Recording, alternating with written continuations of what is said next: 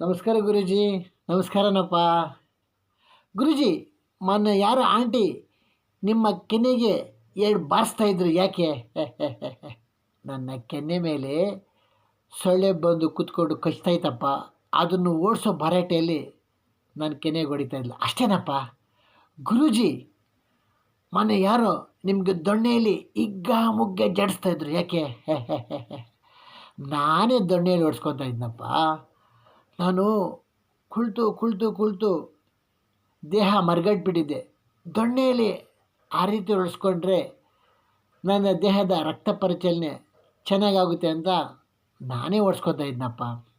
ಗುರೂಜಿ, ಮೊನ್ನೆ ನಿಮ್ಮ ಭಾವಚಿತ್ರುವ ಕಟೌಟ್ಗೆ ಚಪ್ಪಲಿ ಹಾರಾಕ್ತಾಯಿದ್ರು, ಯಾಕೆ?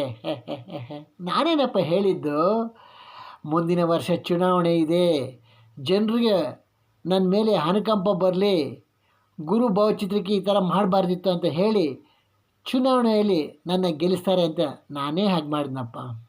ಗುರೂಜಿ, ನಾನು ನಿಮ್ಮನ್ನು ಎಷ್ಟೇ ಬೈದರೂ ನಿಮಗೆ ಮಾನ ಮರ್ಯಾದೆ ನಾಚಿಕೆ ಇಲ್ವಾ?